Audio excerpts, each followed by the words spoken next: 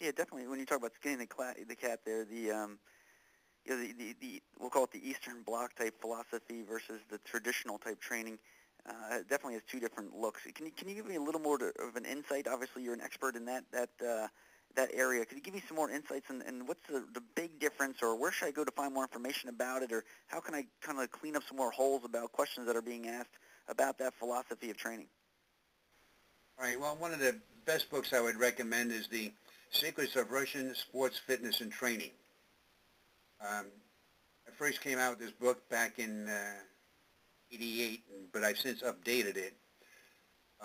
So it gives you a good broad background of how especially the Soviets, and the Soviets and East Germans were one and the same, because the Soviets and East Soviets, in other words, they put their whole program into East Germany, and East Germany being what it was, even improved upon some aspects of it.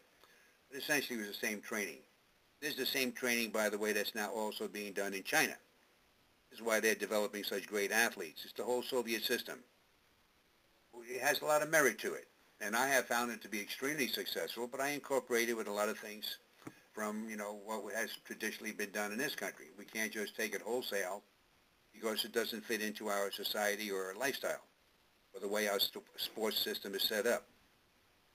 But our traditional method of just getting stronger and then doing a few exercises here and there has not been turning out the best athletes. Most of our athletes in the speed area, even when you take a look at football, everybody brags about how they develop all these players for the combine. Because they're good in the combine doesn't mean they're good on the field. You have very few players, I would say, that are getting better from year to year, performing on the field. Even in baseball, a 250 hitter is now considered excellent. He's the best. And 250 used to be mediocre, but now it's considered high level. So we're not developing better and better athletes from year to year. But we do see the progress in developing better athletes from some of the Eastern Bloc training systems. So we can improve performance. And even in the United States, we don't think we can improve performance or technique. Hey, if it ain't broke, don't fix it. I mean, the mentality or genetics.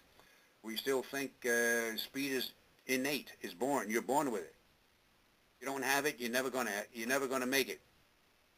Oh, this is hogwash. You can develop speed. You can develop this. You can do many, many things. Genetics only plays 30%. It only determines 30% of what you are capable of doing. The other 70 is through the environment or what you do in training. So, but anyway, that book, The Explosive Secrets of Russian Sports Fitness Training, is probably the best way to start. And then also many translations of Soviet sports training and theory practices in the Fitness and Sports Review International.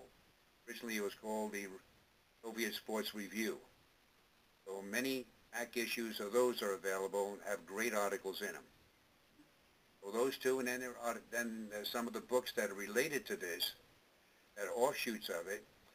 The Explosive Running, Build a Better Athlete.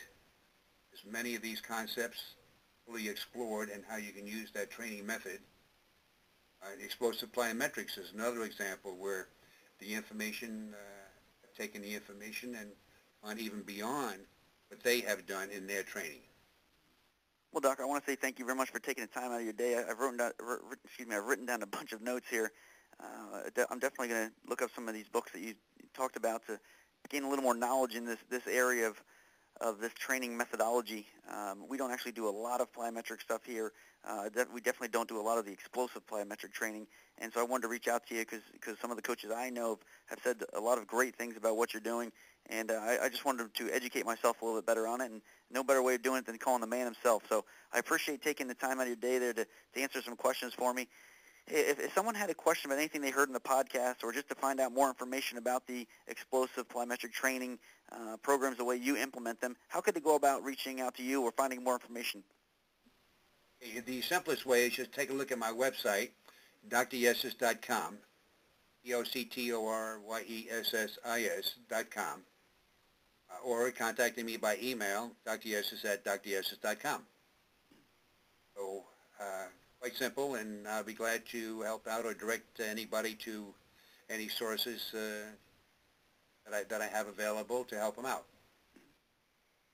I will definitely say that for a fact. I mean, I think we talked on LinkedIn Monday or Tuesday. By Wednesday, you said, let's do it on Friday, and here we are on Friday doing the podcast. So I appreciate your professionalism as far as how quickly you got back and following through and getting on the line here and answering some questions again. I appreciate your knowledge and getting a chance to ask some questions. I look forward to keeping in touch. I'm sure that after my staff and some of the people who are listening now give me some feedback with some questions, I'll probably be sending them to you, and we'll get them up and out to the people that are interested in this training methodology. But again, thank you very much for spending the time here answering some questions, and I look forward to keeping in touch. Okay, very good, Rob, and the same here, and I thank you. Have a great day, Doc. Thank you, you too.